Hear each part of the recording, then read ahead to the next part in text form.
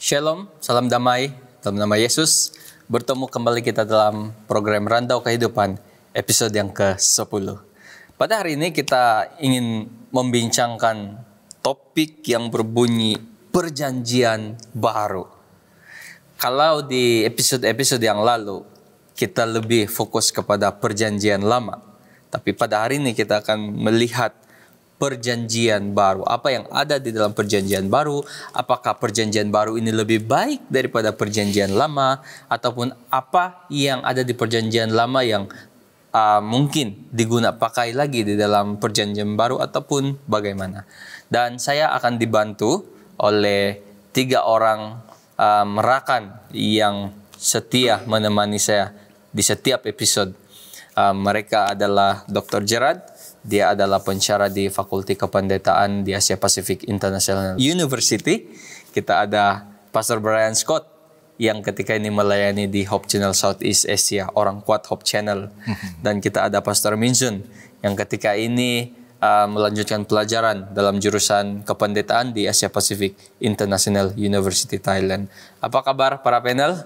Puji Tuhan, amin. Hebat, luar biasa. Terima kasih karena tetap sudi dan setia bersama-sama saya membantu di dalam program Rantau Kehidupan. Kami berharap para penonton sudah menyediakan hati untuk belajar bersama-sama dengan kami. Dan sebelum kita lanjut kepada perbincangan dan perkongsian, saya ingin mengundang Dr. Gerard untuk pimpin kita di dalam doa pembuka. Mari kita berdoa. Bapa di surga, kami menyerahkan masa ini dan juga fikiran, lidah, dan semua yang ada pada kami dalam perbincangan ini, agar Roh Kudus Tuhan boleh menggunakannya sesuai dengan kehendak-Mu. Biarlah semua yang kami ucapkan akan membawa berkat kepada para pendengar. Dalam nama Yesus kami berdoa. Amin. Terima kasih Dr. Gerard. Ayat inti yang saya mau kongsi kepada kita semua pada hari ini adalah ayat yang terdapat dalam Yeremia, buku Yeremia, ayat 31 pasal 31 ayat yang ke-31. Dia berbunyi seperti ini.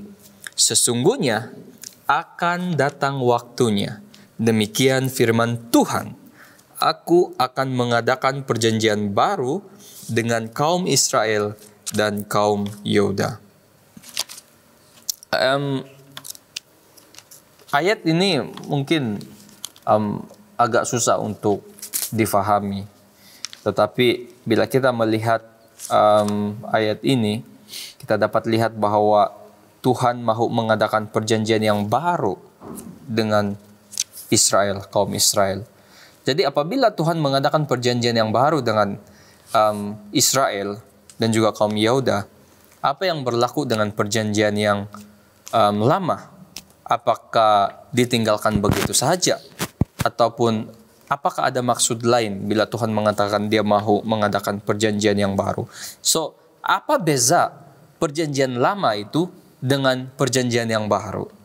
Kita melihat banyak sekali terutamanya dalam aspek penyembahan ritual. Banyak yang perlu dilakukan dalam proses ritual penyembahan pada perjanjian lama. Dan di perjanjian baru, kita lihat semua itu sepertinya tidak lagi berlaku. So, mungkin para panel yang ada bersama-sama dengan saya pada hari ini boleh menjelaskan mengenai persamaan ataupun perbezaan ataupun peranan hukum di dalam perjanjian ini antara perjanjian baru dan juga perjanjian lama. Dan mungkin boleh juga dijelaskan dengan siapakah perjanjian itu dibuat, perjanjian yang baru itu. Mungkin saya buka saja soalan ini kepada para rekan-rekan yang arif dan lagi bijaksana. Apa yang menarik perhatian saya adalah perkataan baru itu sendiri. Kalau kita lihat dalam konteks penggunaan seharian kita, baru yang kita lihat sekarang adalah sesuatu yang berbeza, sesuatu yang lain, sesuatu yang ditambah baik ataupun bukan ditambah baik, tetapi sesuatu yang diperkenalkan untuk menggantikan yang lama. ya, karena yang lama telah rosak. Ya. Kalau kita ada kereta, kalau kita mau simpan engine baru, maksudnya engine lama itu sudah rosak. Ya. Mau overhaul pun tidak dapat lagi, ya. Jadi harus digantikan dengan engine baru. Tetapi apa yang saya lihat dalam konteks perjanjian Tuhan ini dengan manusia, perjanjian baru ini dia lebih kepada penambahbaikan, dia lebih kepada penggenapan, kepenuhan apa yang telah dirancangkan ya sepanjang masa perjanjian lama itu. Ya, segala sesuatu yang telah pun dinubuatkan, telah pun direncanakan, telah pun dijanjikan oleh Tuhan ya sepanjang waktu perjanjian lama itu telah pun digenapi sepenuhnya. Dan oleh kerana itu peristiwa besar itu, maka Tuhan mengadakan sekarang satu perjanjian yang baru yang saya suka karena melalui perjanjian baru itu status kita diangkat, ya. Ada perubahan dari segi perhubungan kita dengan Tuhan. Kita akan selami dengan lebih mendalam lagi, ya. Tetapi apa yang saya lihat di sini adalah mungkin kalau kita lihat hadiah itu dia cuma mungkin tukar dia punya wrapping saja, dia punya kotak itu, ya. Tetapi isinya adalah sesuatu yang sama, ya, tetapi sudah ditambah baik. Ya. Jadi kalau saya lihat sedemikian, karena perjanjian baru dan perjanjian lama itu dia saling komplement antara satu sama lain, saling menyokong, saling mendukung. Dan apa yang kita lihat dalam perjanjian baru itu sebenarnya bagi saya secara pribadi sangat lebih membahagiakan, lebih meyakinkan, lebih mengujakan, ya, sehingga saya rasa begitu bersyukur dengan penggenapan yang dilakukan oleh Tuhan melalui perjanjian barunya. So, daripada penjelasan Pastor Brian tadi, karena kita juga mendengar ya pernyataan seperti perjanjian lama itu sudah tidak relevan, perjanjian lama itu sudah tidak diguna pakai karena ada perjanjian baru. Daripada explanation ataupun perkongsian Pastor Brian tadi, kita boleh simpulkan bahwa masalah di sana, kenapa ada perjanjian baru, bukanlah karena perjanjian lama itu sudah lama ataupun perjanjian lama itu sudah ketinggalan zaman. Tetapi masalah utama kenapa ada perjanjian baru adalah karena perjanjian lama itu sudah dilanggar, sudah diingkari. Dan bila kita melihat dalam Yeremia 31 ayat yang ke-32, ya, sama seperti yang Pastor Brian sudah jelaskan seperti sebentar tadi. Saya baca sini Yeremia 31 ayat 32. Bukan seperti perjanjian yang telah kuadakan dengan nenek moyang mereka pada waktu aku memegang tangan mereka untuk membawa mereka keluar dari tanah Mesir. Perjanjianku itu telah mereka ingkari, meskipun aku menjadi Tuhan yang berkuasa atas mereka. Demikian firman Tuhan. So, maksudnya di sana perjanjian baru itu wujud karena perjanjian lama itu diingkari. Wah. So, bukanlah sebabnya perjanjian lama itu sudah lapuk, kata bahasa yang selalu kita guna, ataupun bukanlah karena perjanjian lama itu ketinggalan zaman, tetapi karena perjanjian lama diingkari. Dr. Gerard ada mau ditambah? Waktu saya ini belum lagi. Belum ada. Oke. Sangat jelas sebenarnya bila kita pelajari benar-benar, amati benar, bahwa perjanjian baru itu bukanlah sesuatu yang jauh berbeza dengan perjanjian yang lama. So, mungkin kita mau ketahui apakah perbezaan yang boleh kita lihat antara perjanjian baru dan juga perjanjian lama. Mungkin dari segi ibadah ataupun mungkin sebab saya percaya ada bezanya di sana. So, mungkin kita punya rekan-rekan di sini boleh kongsikan apa perbedaan yang lama dan yang baru itu daripada aspek penyembahan ibadah kita. Salah satu daripada bezanya adalah mengenai di mana hukum itu diletakkan, ataupun bagaimana hukum itu dituruti.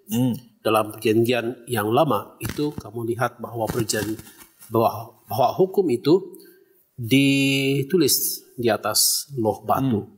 Dan hukum itu dituruti oleh umat Israel sebab sudah tentunya ada satu tujuannya di sana. Dalam perjanjian yang baru ini kita melihat bahwa hukum itu ditulis di dalam hati mereka.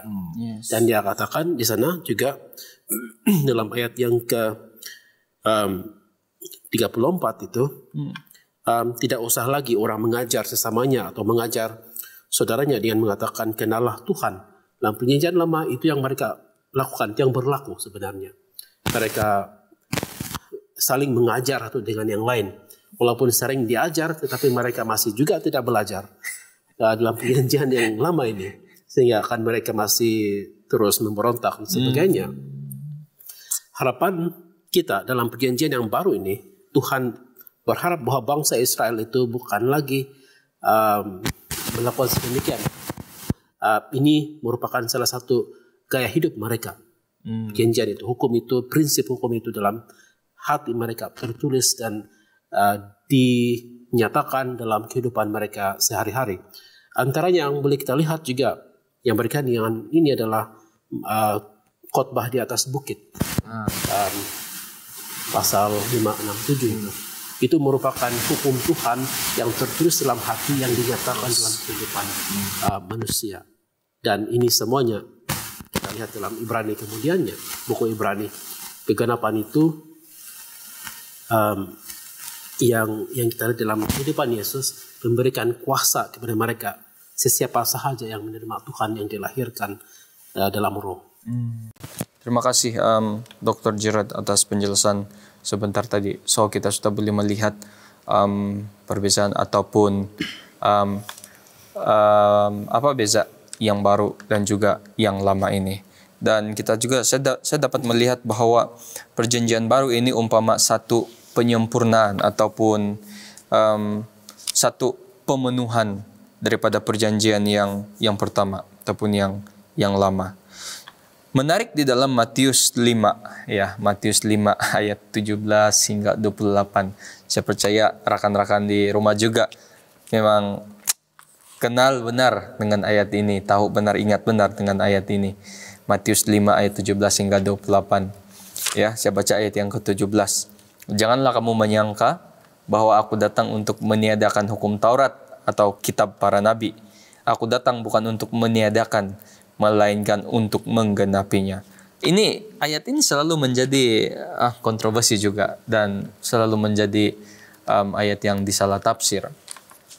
Dan saya secara personally sangat jelas sebenarnya ayat ini menjelaskan bahwa Yesus datang ataupun kedatangan Yesus itu bukan untuk langsung mengurangkan hukum yang dia sudah berikan. Bukan apa kata Melayu dia itu? Membatalkan? Nah, membatalkan ataupun memansukan yang lama. Tetapi dalam ayat ini kita lihat bahwa dia menggenapinya. Dia bukan memansukannya, tapi dia menggenapinya. So, dakwaan yang mengatakan bahwa perjanjian lama itu sudah tidak diguna pakai melalui ayat ini, saya percaya tidak boleh diterima. Ya, karena Yesus bukan datang untuk menghapuskan, meniadakan, tetapi dia datang untuk menggenapi hukum yang dia sudah berikan daripada yang pertama. Mungkin Pastor Minsun setakat ini mungkin ada mau dikongsi? Ayat 17 dan 18 ini yang mengatakan yang Tuhan Yesus sendiri itu turun untuk menggenapi. Jadi ada 3 benda yang saya lihat di sini. Yaitu pertama, Yesus menyokong statement yang ada di perjanjian lama. Yang kedua, Yesus sendiri menggunakan. Contohnya, Yesus sendiri menggunakan semua undang-undang yang berada di perjanjian lama.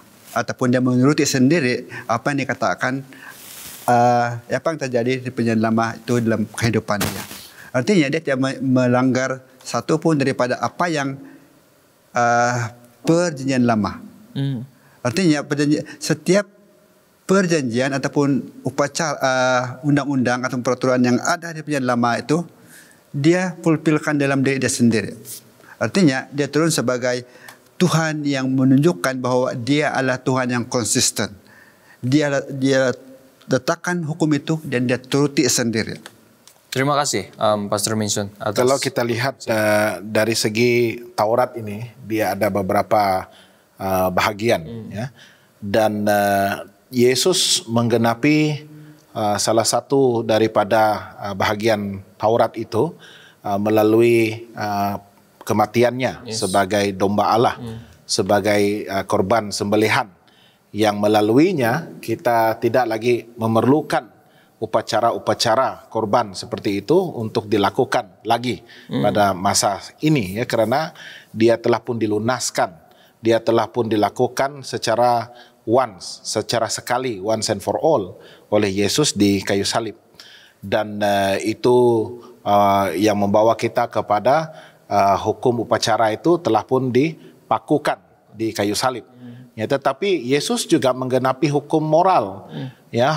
Dan saya lihat apabila Yesus katakan saya menggenapi hukum Taurat itu, pribadi Yesus itu sebenarnya adalah cerminan kepada ke-10 hukum Tuhan yang selama ini mungkin menjadi beban kepada orang Israel, orang-orang Yehuda, dan mungkin bagi kita sendiri yang sering kali merasa begitu terbeban dengan segala konotasi yang negatif itu, jangan ya, sehingga kita rasa ya dipenuhi dengan pagar-pagar jangan ini, ya. Tetapi Yesus menerjemahkan hukum moral itu dengan satu kenyataan ataupun satu melalui khutbahnya di Bukit Zaitun itu, melalui pribadinya, cara dia memelihara Sabat, cara dia menyelesaikan isu dan masalah, how he address, ya, dia berucap dengan orang-orang Farisi dan sebagainya untuk menjelaskan, ya, bagaimana sebenarnya hukum moral itu harus dilihat, harus dipelihara, harus dituruti dan dihidupkan di dalam kehidupan. Ya, jadi dia juga memenuhi itu. Ya, dan dia katakan sebenarnya hukum yang terutama adalah dia ringkaskan. Ya, kasihilah Tuhan Allahmu dengan segenap hatimu, dengan kekuatanmu, segenap jiwamu, dan kasihilah sesamamu manusia sama seperti engkau mengasihi diri sendiri. Ya, dan dia mempunyai hak, dia mempunyai kekuasaan untuk berbicara demikian, karena melalui dialah, pribadi itulah yang dia sudah nyatakan bagaimana kita boleh menuruti dan memelihara ke-10 hukum Tuhan dengan lebih tepat, lebih tepat. Dan itu sebabnya sekarang ini bukanlah kita mau melihat kepada hukum 10 itu, tetapi kita mau melihat bagaimana kita mau bertumbuh menjadi seperti Yesus. Ya. Kalau kita terlampau terbeban dengan hukum Tuhan itu, ya kita lihat kembali kepada Yesus. Bagaimana doa-doa kita adalah supaya kita boleh bertumbuh seperti Dia dan mengikuti segala yang Dia telah nyatakan dalam khutbahnya di Bukit Zaitun itu. Saya sangat suka itu, khutbah itu. Terima kasih Pastor Brian, dan juga terima kasih Pastor Minson di atas perkongsian tadi. Saya melihat ayat di dalam Yeremia 31 ayat 33. Ayat ini menyatakan bahwa perjanjian harus dibuat dengan kaum Israel. Dan seolah-olah dia membawa maksud bahwa hanya keturunan Abraham secara literal saja, yaitu orang Yahudi melalui darah kelahiran yang menerima perjanjian. Ini mengenai perjanjian lama dan yang baru. Yeremia 31 ayat 33. Dan mungkin selepas ini Dr. Gerard boleh bantu kita. Tetapi beginilah perjanjian yang kuadakan dengan kaum Israel sesudah waktu itu. Demikian firman Tuhan. Aku akan menaruh Tauratku dalam batin mereka dan menuliskannya dalam hati mereka. Maka aku akan menjadi Allah mereka dan mereka menjadi umatku. So, bila kita lihat betul ayat ini, Yeremia menyatakan perjanjian baru harus dibuat dengan kaum Israel. So, sepertinya hanya keturunan Abraham secara literal saja yang menerima janji ini. Macam mana? Sampai sekarang kah, Dr. Tidak lagi, sebab kita sudah, kalau dari segi nubuatan kita juga mengetahui bahwa sampai satu masa tertentu nubuatan yang kita panggil 490 tahun itu, kita tahu bahwa itu sudah berakhir di sana. Kemudian ketika Paulus datang dalam pelayanan, kita melihat bahwa Paulus pergi kepada bangsa-bangsa bukan Yahudi untuk mengabarkan ini semua. Dan kalau kita membaca buku Roma itu sendiri dalam perspektif perjanjian, the covenant, kita akan melihat satu hal yang sangat menarik, berbeza daripada setakat satu khotbah mengenai keselamatan sahaja, tetapi juga memberikan kita gambaran bahwa Tuhan sehingga pada masa Paulus hingga pada hari ini pun perjanjian itu masih lagi bekerja dalam kehidupan manusia yang bukan Yahudi. Dalam buku Ibrani juga kita melihat di sana bahwa hukum Taurat itu dari segi korban dan sebagainya itu sudah dikatakan telah dipenuhi, telah digenapi dalam Yesus. Brian dah menyebut tadi mengenai once and for all. Dia merupakan satu korban yang telah diberikan ataupun telah dinyatakan ataupun telah menggenapi semuanya sekali dan untuk selama-lamanya.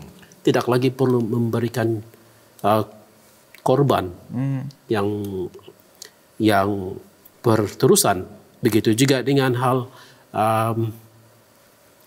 imam juga. Yesus juga telah menjadi imam. Jadi semuanya telah dipenuhi ataupun telah digenapi dalam Yesus. Dan kita mengetahui bahwa semua ini sistem Ka'bah itu di dalam yang kita panggil payung covenant. Covenant, payungnya. Kemudian kita melihat hukum-hukumnya di sana, termasuk hukum sacrifice dan sebagainya. Dan Sabat itu juga merupakan salah satu daripada hukum tersebut. Tetapi Yesus telah menggenapi itu, that covenant di sana. Jadi di sana kita melihat bahwa apabila itu telah digenapi, apa yang telah gagal dipenuhi oleh bangsa Israel sekarang telah dipenuhi di dalam Yesus. Bangsa Israel sepatutnya memberikan that covenant juga kepada bangsa lain. Yang kita lihat dalam buku Yesaya, tugas hamba tersebut, the servant of Isaiah, servant of Yahweh. Bangsa Israel tidak dapat memenuhi itu, Yesus menggenapi itu. Jadi sekarang pergi kepada bangsa lain juga. Dan kalau kamu lihat dalam Yohanes ayat pasal yang pertama, di sana dengan jelas mengatakan bahwa ini bukan bangsa Yahudi saja, tetapi semua orang yang menerimanya diberinya kuasa supaya menjadi anak-anak Allah, yaitu mereka yang percaya dalam namanya. Paulus mengatakan dalam Roma 8 juga, sekarang kamu boleh memanggil dia Abba. Wow. Jadi bukan saja orang satu bangsa, tetapi kita semua boleh memanggil dia. Berbicara tentang Yesaya tadi, ayat yang saya ingin baca di sini, Yesaya 56 ayat yang ke-7. Ya, mereka akan kubawa ke gunungku yang kudus dan akan kuberi kesukaan di rumah doaku. Aku akan berkenan kepada korban-korban bakaran dan korban-korban sembelihan mereka yang dipersembahkan di atas mezbahku, sebab rumahku akan disebut rumah doa bagi segala bangsa. Ya, dan inilah yang gagal dilakukan oleh bangsa Israel dan dipenuhi oleh Yesus. Ya, dan rancangan Tuhan adalah untuk menyelamatkan semua bangsa. Ya, dan itulah yang menjadi satu mandat ya kepada bangsa Israel ini. Even pada waktu Tuhan mengadakan perjanjian dengan Abraham sekalipun, Tuhan inginkan ya supaya Abraham itu akan menjadi berkat kepada bangsa-bangsa lain. Ya, tetapi malangnya pelayanan mereka itu tidak ataupun kurang ataupun memang tidak dapat dipenuhi, disempurnakan dengan sebaiknya. In fact, Yesaya 56 ini adalah pasal mengenai perjanjian baru, New Covenant. Bukan dalam buku Yeremia saja, tetapi beberapa puluh tahun sebelum Yeremia ini pun Yesaya sudah sebut mengenai itu, perjanjian baru. Terima kasih Pastor Brian dan juga Dr. Gerard. Pastor Vincent, ada mau ditambah? Cuma saya pribadi saya sangat bersyukur karena sebagian daripada hukum itu digenapi dalam diri Yesus dalam kematian dia di kayu salib, dan di mana sangat mempermudahkan kita hari ini untuk datang kepada Tuhan. Jikalau tidak, kelihatan remeh sekali untuk hari ini kalau kita hanya menjalankan upacara seperti menerima upacara di dalam gereja. Jadi saya lihat di sini telah dipermudahkan yang paling mudah, karena dalam kegenapan dalam diri Yesus semuanya telah menjadi mudah, dan terserah kepada kita sama ada kita buatnya complicated balik ataupun tidak. Terima Yesus saja. Iya. Mau Satu bayar package. kerbau itu bukan murah. Mahal harga kerbau. Tidak lagi menuntut pengampunan itu dalam bentuk Korban sembelihan. Kita hanya menyerahkan jiwa kita dan pengakuan kita kepada Tuhan saja. Terlalu mudah sekali.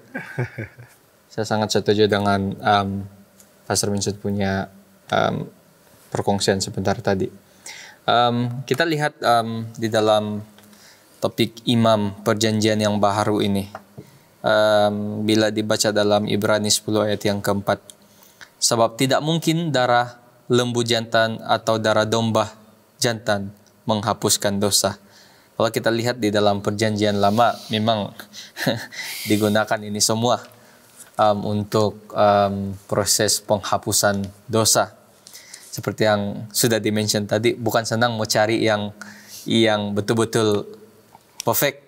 Karena apa yang saya lihat dan apa yang saya belajar dalam proses membawa hewan dalam pengampunan dosa, proses pengampunan dosa ini, mau sembelih hewan yang dibawa itu Yang disahkan oleh imam juga. iya, yang disahkan oleh imam. Ada proses pemeriksaan. Dan saya rasa itu bukanlah satu proses yang senang, Pastor. Bukan proses yang senang. Bahkan dalam pemilihan hewan itu juga sebelum dibawa kepada imam itu mungkin sangat memeningkan. Ya, sangat memeningkan, sangat susah karena memerlukan hewan yang sangat-sangat Sempurna. Ya, sempurna. So, bila berada dalam perjanjian baru, kita lihat bahwa seolah-olah keselamatan itu tidak didapati dalam kematian hewan itu lagi. So, mengapa kematian hewan tidak mencukupi untuk membawa keselamatan? Karena kita lihat dalam perjanjian baru, Yesuslah yang menggantikan proses itu. So, dilihat seolah-olah apa yang berlaku di perjanjian lama, sebab di perjanjian lama untuk proses penghapusan dosa hewan itu digunakan, dan di dalam perjanjian baru Yesus telah genapinya dengan kematian dia di kayu salib. So ada yang mengatakan bahwa kalau Yesus sudah mati di kayu salib, kenapa ada proses seperti mengorbankan hewan di perjanjian lama itu lagi? Seolah-olah dengan di perjanjian baru itu Yesus menunjukkan bahwa yang di perjanjian lama itu sebenarnya tidak cukup ataupun bagaimana. So dilihat seperti macam yang di perjanjian lama itu tidak cukup standar dia untuk sampai kepada yang dipraktikkan sendiri oleh Yesus. So banyak ada yang mengatakan bahwa tidak juga sampai standar dia tidak sah, tapi tidak sama sebab Yesus lakukan itu sendiri di perjanjian baru. So macam mana kita mau explain dua hal itu kepada yang masih lagi tertanya-tanya? Saya ingin berbicara lebih lanjut tentang apa yang Pendeta Fedendi sebutkan tadi tentang kompleksiti untuk kita memilih, bukan saja untuk memilih domba itu sendiri, tapi proses itu. Ya, bayangkan proses itu dia agak publik, ya, karena orang yang berdosa itu dia harus pergi ke Abah itu dan mengakui segala dosa-dosanya di hadapan imam. Dan kalaulah kita yang suka stalking, orang kata ya, kalau tengok Facebook orang, ya, apa asik-asik muka dia saja nih, asik-asik muka dia saja ini. Apa dosa dia kali ini? Apalah dosa dia kali ini. Tunggu saja, Pastor Minsun lagi, Minsun lagi. Jadi itu merupakan satu yang agak memalukan ya. Dan kedua, proses itu dia bloody. Ya, bayangkan darah dipercik setiap hari itu. Ya, dan sangat kotor, sangat menjijikkan. Binatang yang tidak bersalah disembelih. Ya, dan binatang yang tidak bersalah itu, yang sempurna itu biasanya yang kita sayang, yang sepatutnya kita nikmatilah untuk barbecue, untuk makan. Tapi kita harus korbankan, ya, karena itu tuntutan.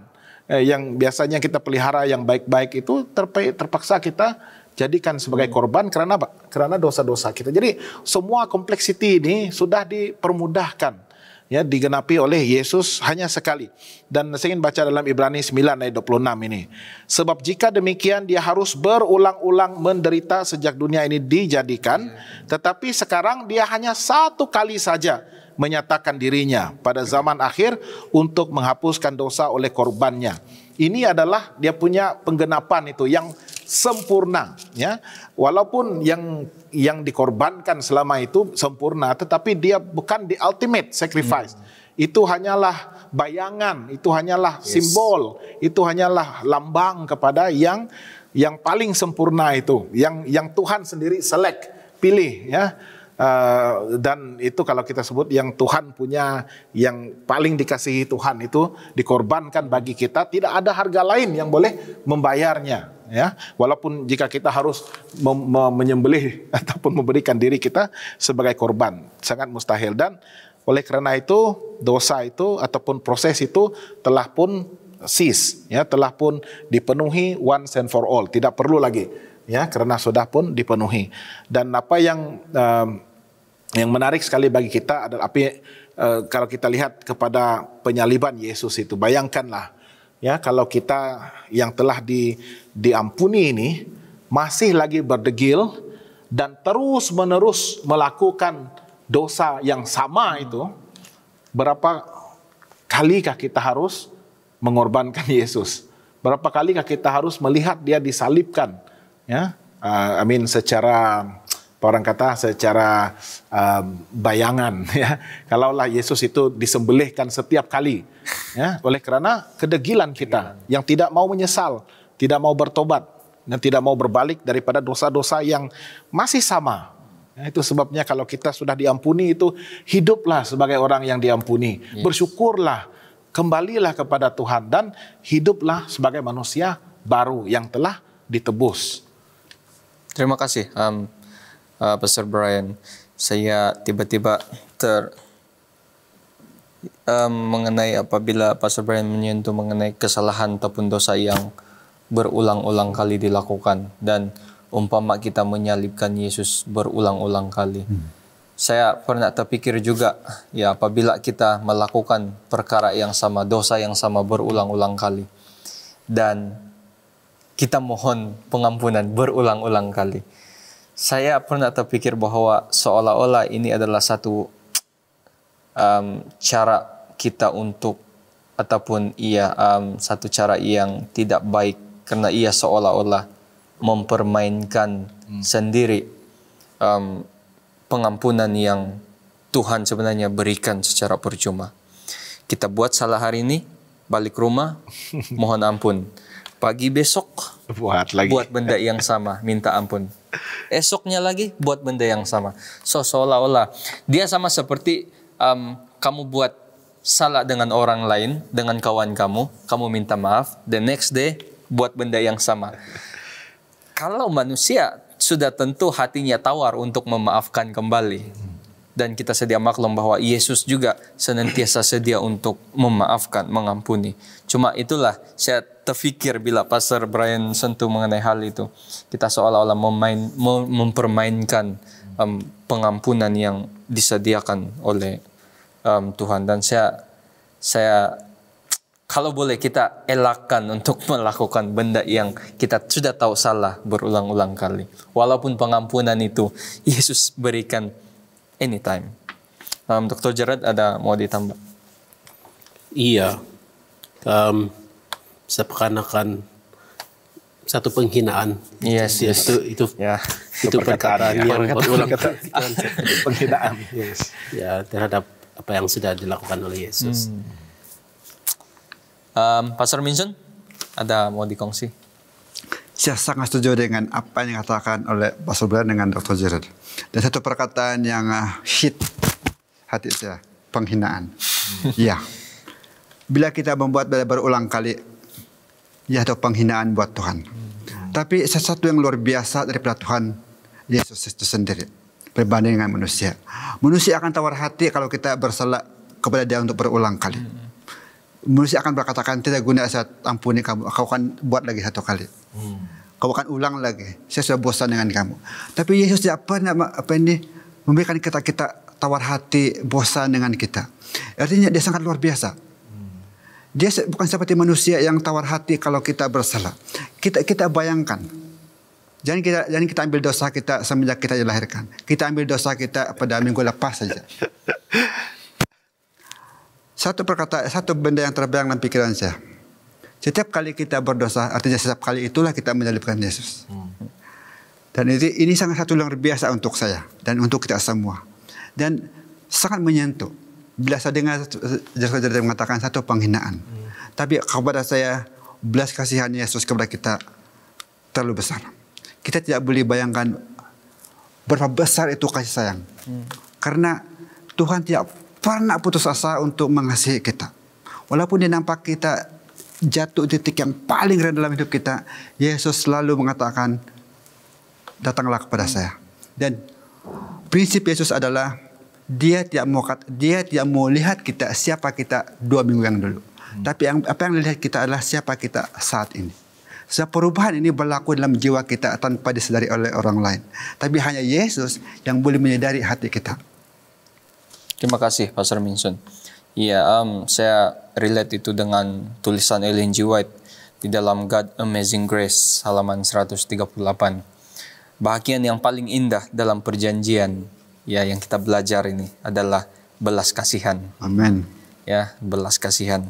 Tuhan menunjukkan belas kasihan kepada orang yang berdosa dan mengakui dosanya dan berpaling kepada dosa. Dan saya percaya bagi kita yang benar-benar mahu melihat kemuliaan Tuhan, melihat kebesaran Tuhan, salah satu caranya adalah dengan mengakui kelemahan-kelemahan kita dan berusaha untuk tidak melakukan kesalahan ataupun dosa yang sama di masa-masa yang lain. Dalam pelajaran ini juga sebenarnya kita boleh melihat bahwa ada soalan mengenai hukum yang telah ditulis di dalam hati. Pastor Dr. Gerard ada mention sebenarnya tadi, hukum yang tertulis di dalam hati dan tidak hanya pada law batu. Apa kelebihan hukum yang tertulis di dalam hati ini, Dr. Gerard? Dan kelebihan hukum yang tertulis di dalam hati dan tidak pada law batu. Kan hati ini semua pusat siapa kita, tingkah laku kita, karakter kita, attitude, sikap, dan begitu juga dengan personality dan semualah dalam hati itu. Dan Alkitab menggunakan hati itu sebagai apabila hukum itu ditulis di dalam hati, maksudnya kita mengetahui hukum itu secara alami, di mana kita tidak lagi merujuk kepada rekod-rekod, tetapi itu menjadi sebahagian daripada gaya hidup kita, kehidupan kita. Amen.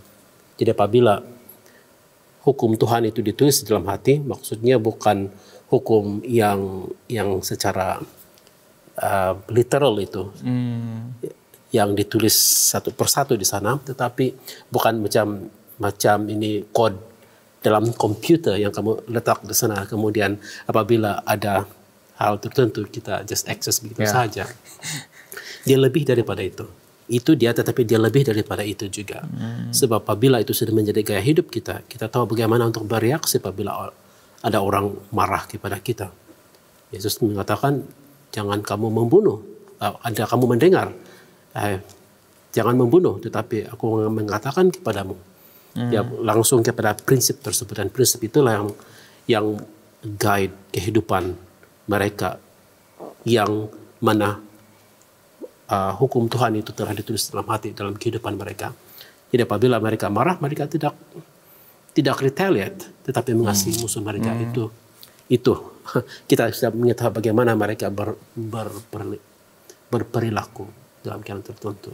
Iya, terima kasih Dr. Gerard. Ada lagi tambahan para panel?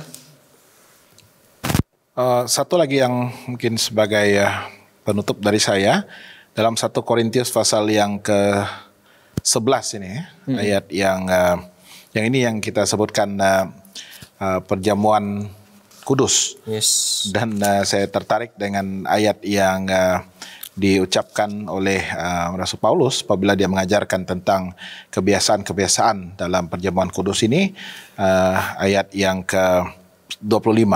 Demikian juga ia mengambil cawan sesudah makan lalu berkata, cawan ini adalah perjanjian baru yang dimeteraikan oleh darahku. Perbuatlah ini setiap kali kamu meminumnya menjadi peringatan akan aku. Dan ini upacara yang kita sering adakan setiap kuartal dalam gereja kita.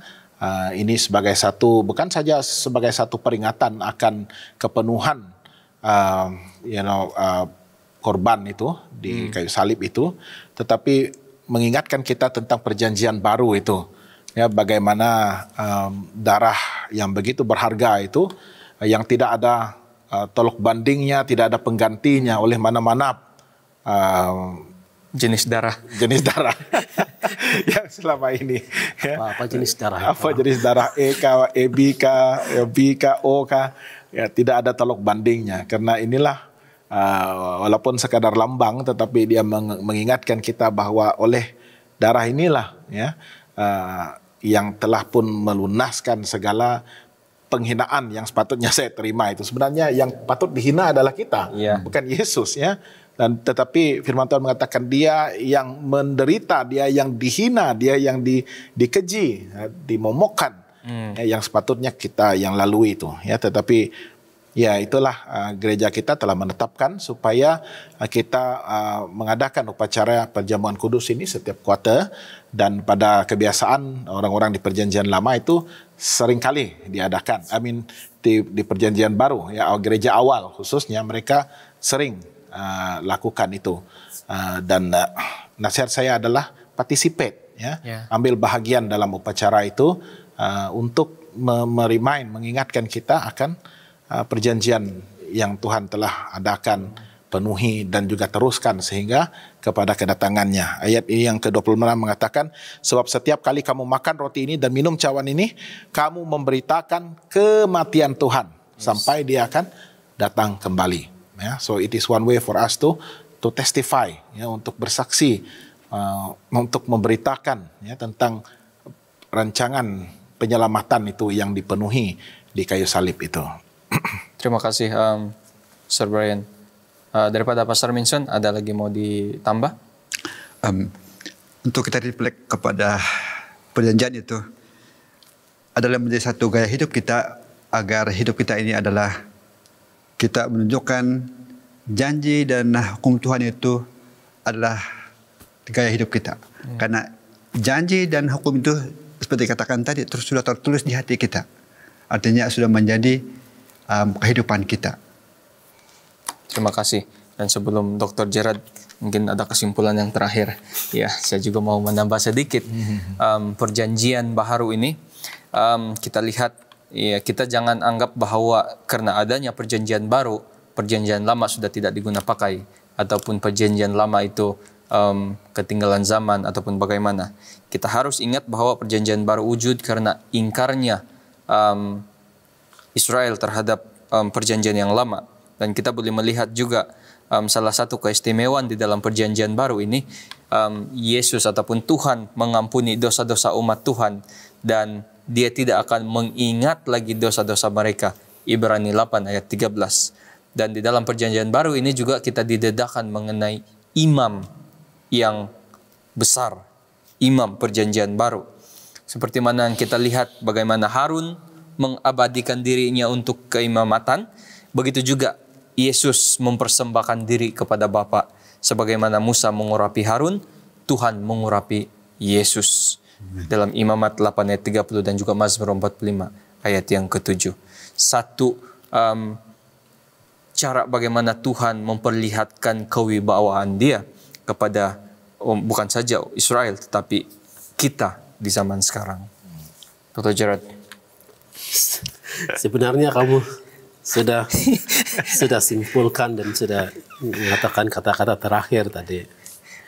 Saya cuma tertarik saja few things yang kamu sudah sebut, di mana Yesus telah seperti yang Pastor Brian sebut tadi mengenai itu, ya, kematian, dan di sini dia memperingatkan kita mengenai itu. Kalau di perjanjian lama itu adalah memperingatkan mengenai Paskah. Tetapi di sini Yesus telah menyatakan sesuatu yang baru dalam perjanjian baru ini, bahwa itu bukan Paskah seperti yang kamu lihat dahulu lagi, tetapi di mana Yesus adalah domba Paskah tersebut. Dan juga yang Pastor Vincent sebut tadi, mudah saja ini, terima saja dia katakan. Dan ya, saya tertarik ini itu semua.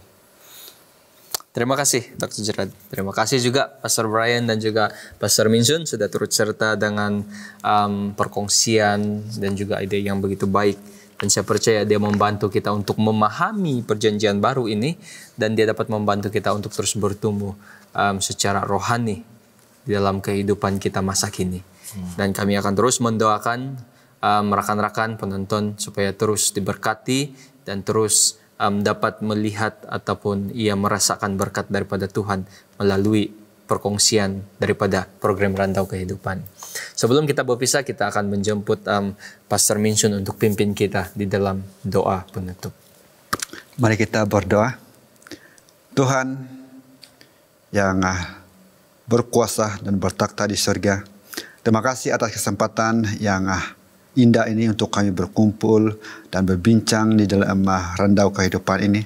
Dan terima kasih Tuhan atas kebijaksanaan yang telah Engkau berikan kepada kami, sehingga kami berbicara setuju dengan kehendak-Mu. Dan apapun kata-kata yang mungkin tidak sesuai di hadapan-Mu Tuhan, biarlah Engkau ampuni kami agar itu tidak menjadi setan menggunakan itu sebagai hal yang tidak baik. Terima kasih Tuhan atas campur tangan-Mu dalam kehidupan kami. Dan kami berdoa kepada semua pendengar ataupun biwa kami dimanapun mereka berada. Biarlah mereka mendapat berkat daripada apa yang kami bincangkan di program ini. Terima kasih Tuhan karena Engkau memberkati kami semua dan pendengar kami dimanapun mereka berada. Kami serahkan doa ini Tuhan dalam nama anak-Mu Tuhan Yesus. Amin. Amin. Terima kasih Pastor Minsun, terima kasih Pastor Brian, dan terima kasih Dr. Gerard. Terima kasih juga kepada para penonton yang sudah setia bersama-sama dengan kami. Jangan lupa kita akan bertemu sekali lagi dalam episode Rantau Kehidupan yang akan datang. Kita jumpa minggu hadapan. Tuhan memberkati kita semua.